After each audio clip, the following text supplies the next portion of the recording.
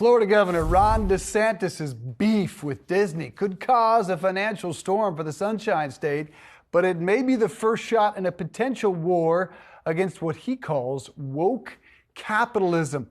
For more, we're joined by culture warrior, Yahoo Finance senior columnist Rick Newman. What do you make of this battle with the House Mouse? I thought he was going to let it go. Clearly not the case. No. So, this is kind of last year's story, but what has happened recently is a couple of things. First, the state of Florida has taken over that municipal district from Disney, and it's now a 5-person board of directors that Disney has to answer to. Those are mostly DeSantis allies. But from my perspective, this matters because DeSantis is clearly teeing up a 24 presidential run. His book just came out. He wrote, I bought the book, and he's got one chapter in there on the whole Disney saga.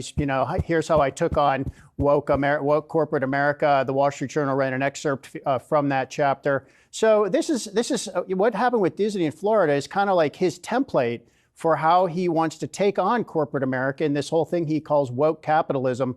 Hard to define what woke capitalism is. I think DeSantis himself has struggled to do that. Everyone has. Yeah. Suffice to say, it's liberal ideas filtering into corporate decision making. But I think he's misreading what's going on in corporate America and where this pressure is coming from in the first place. So in his book and in the journal article, he characterized this as a small group of, and he uses the adjectives loud and militant liberals, as if it's this small cabal of liberals that's just strong-arming Disney into taking these positions. And it's not. It's cultural points of view, cultural attitudes that have changed a lot over time. It relates to LGBT issues where there clearly is much more tolerance than there used to be. And even a majority of Americans in some ways say, let's normalize LGBTQ issues. That is one of the things DeSantis is kind of pushing back against.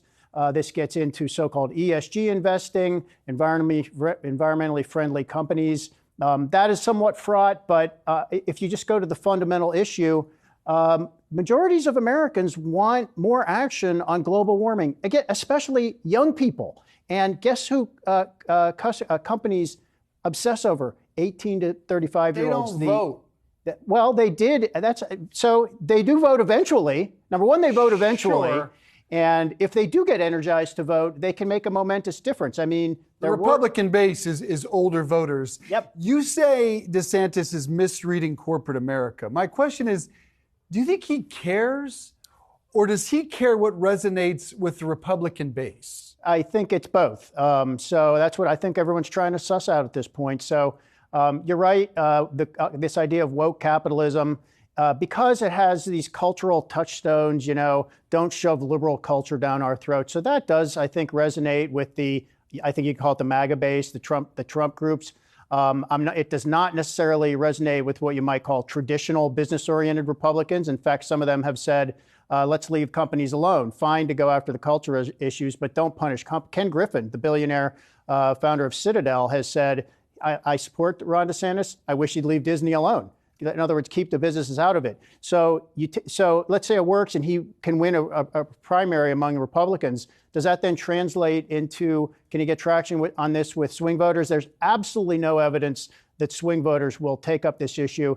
And in fact, a lot of voters have no idea what this is even about.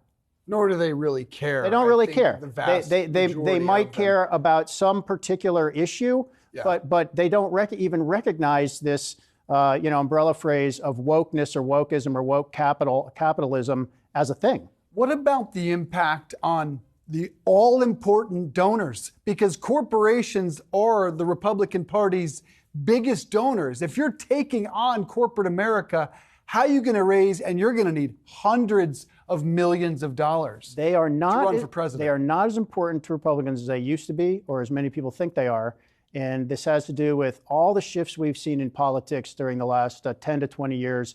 One big one is the ability to raise political funds on the internet through small donor donations. And guess what Republicans have gotten very good at? Using the outrage factor to get millions and millions of dollars in donations. Trump has excelled at this, and he has continued to be a fundraising juggernaut, even as he's under investigation everywhere, and he fomented the January 6th riots. Marjorie Taylor Greene, the bomb thrower from South Carolina, she raises tons of money And these are extreme And those are not politicians, corporate dollars. and they are not corporations supporting those people. So they don't need big business as much as they used to. Prediction: DeSantis is going to be taking on Hershey any minute now. I don't know if you've seen that whole story, but this is right. I guess that's my next column. It might be ripe for the next Rick Newman column. Good to see you, sir. Thank you. Thanks, Dave.